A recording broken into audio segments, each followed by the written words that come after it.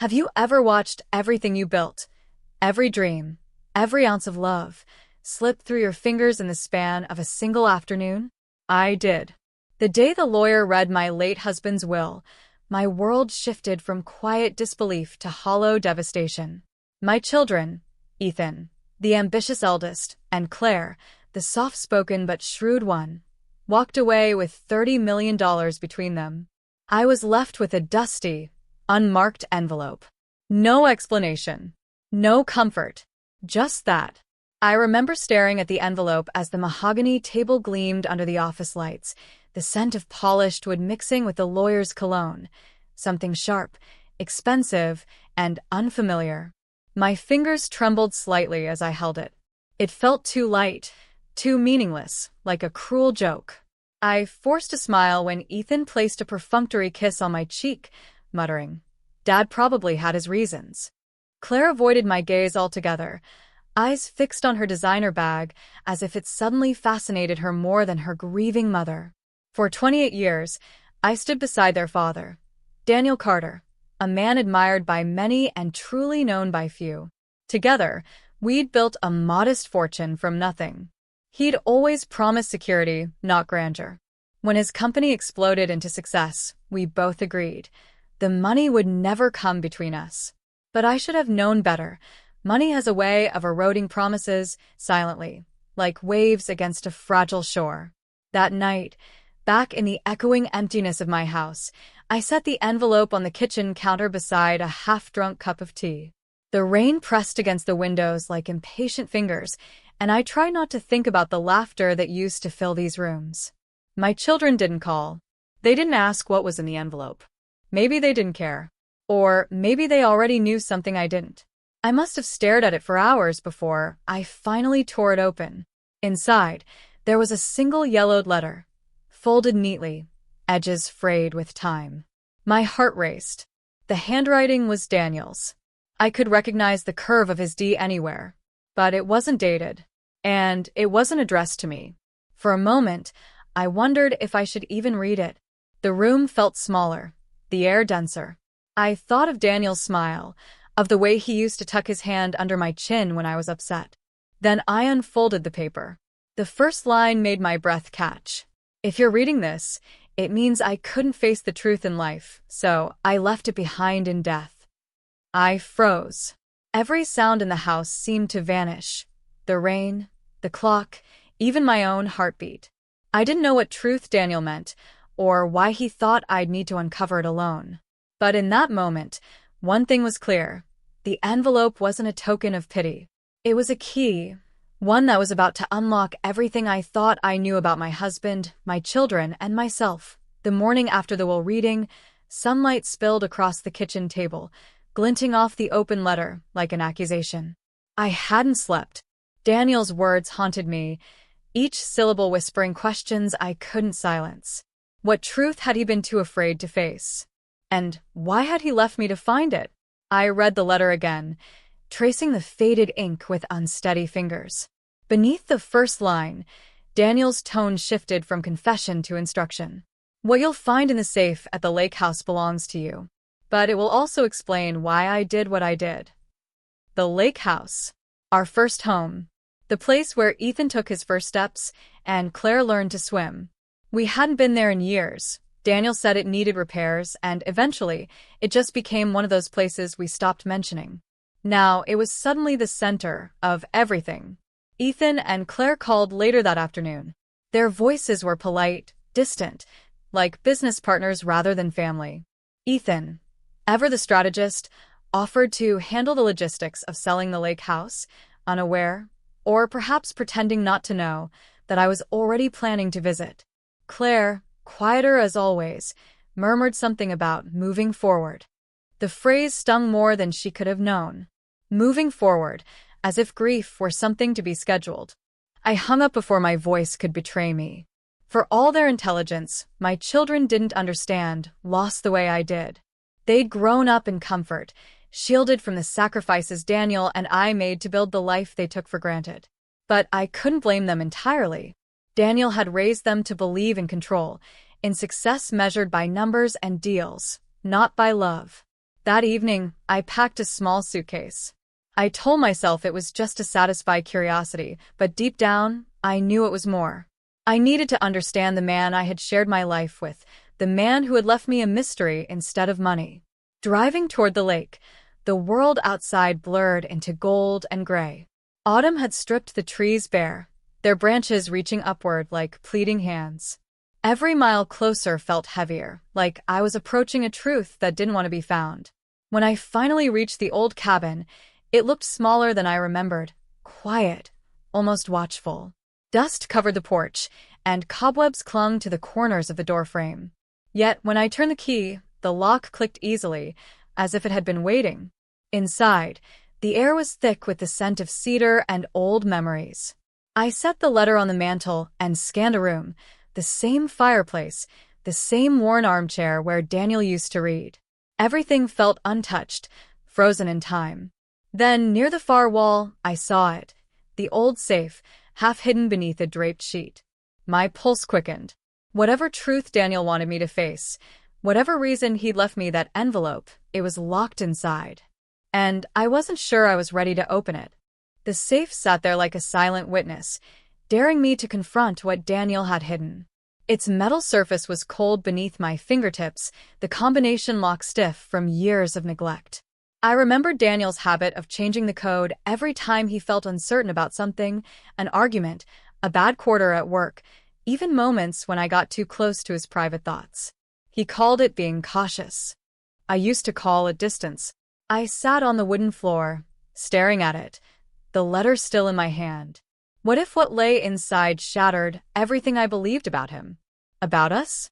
My mind swirled with memories, his sudden trips, the way he'd deflect when I asked about his past, the nights he'd stand by the window long after midnight, staring into nothing.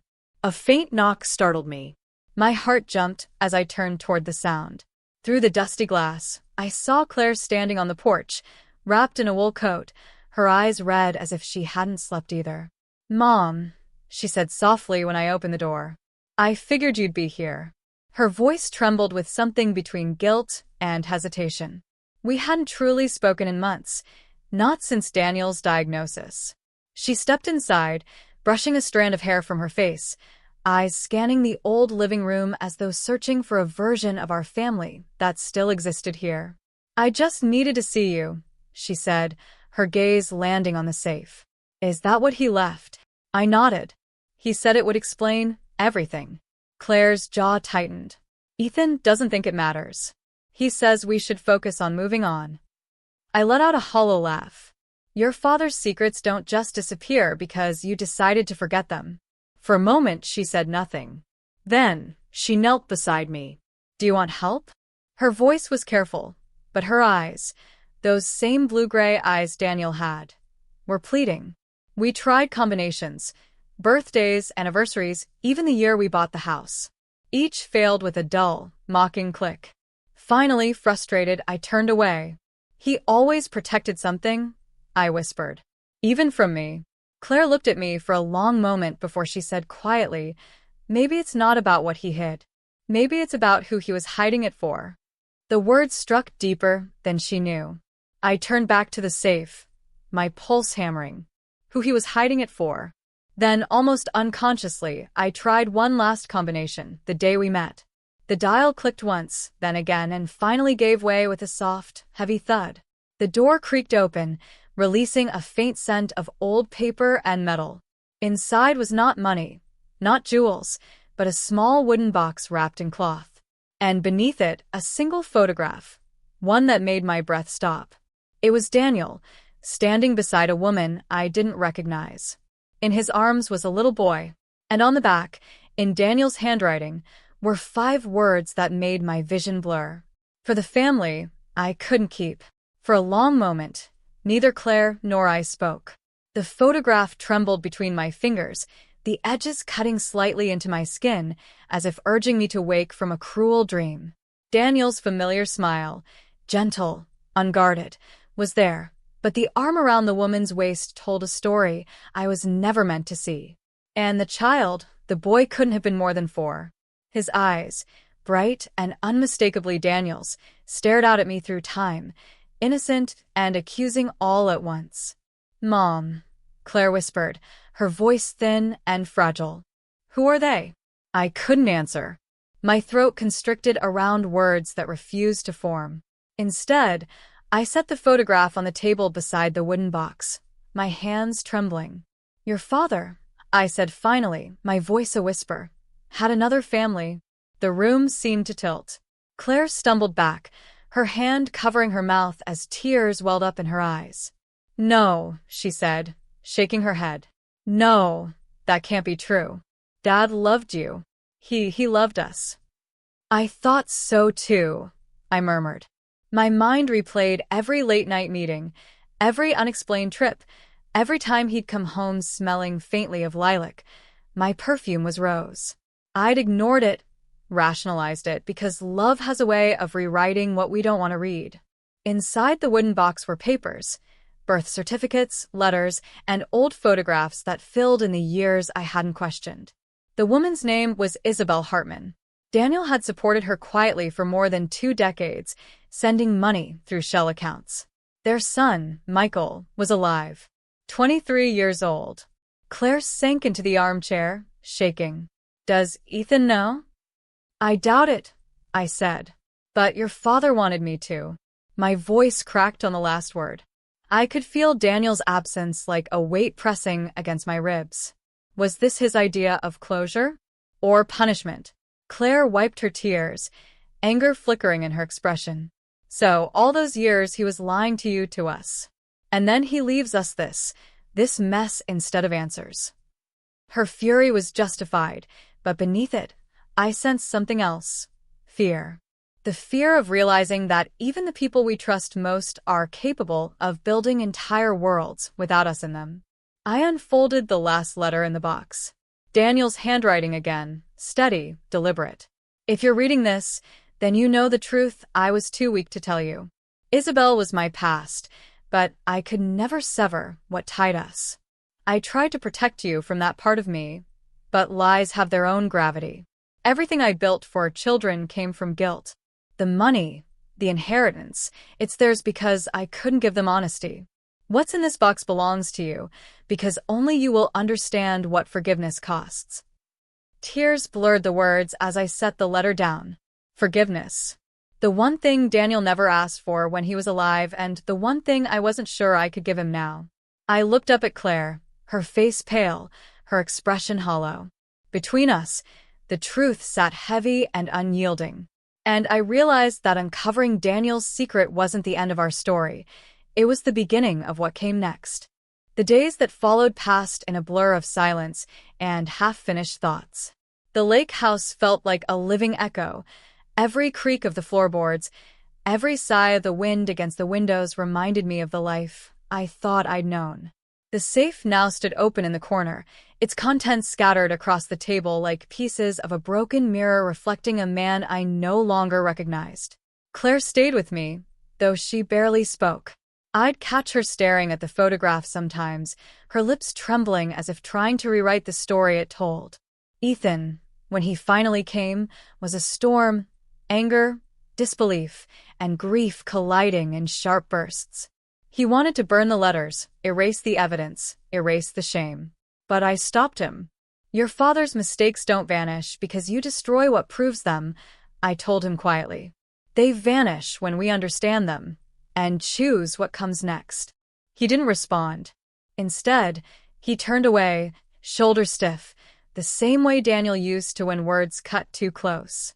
It struck me then how alike they were.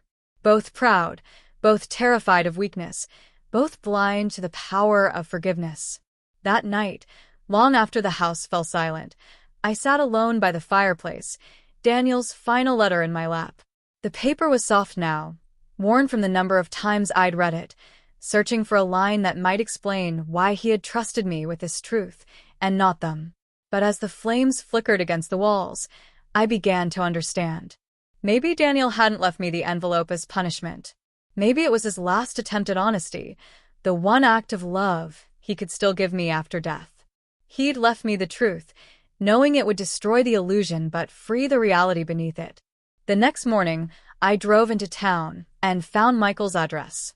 The handwriting on the envelope matched Daniel's. My hands shook as I wrote my own letter, not one of accusation, but of connection. I didn't know what I'd say when I met him, or if he'd even want to see me. But he deserved to know the story from the woman who had loved his father through both truth and lies. When I sealed the envelope, I felt something shift, a release, gentle but certain. The kind that comes not from forgetting, but from choosing to remember differently. As I locked the lake house one last time, I turned back to look at it, the quiet witness to a love that was never perfect, but real in its contradictions. The autumn wind carried the scent of pine and water, the same as the day Daniel first brought me here. For the first time, the memory didn't hurt. Forgiveness, I realized, isn't a gift we give the dead. It's a promise we make to the living, to keep going, to understand, to heal. And as I walked toward my car, I knew that the dusty envelope Daniel left me had not been an ending at all. It had been the beginning of everything I needed to find.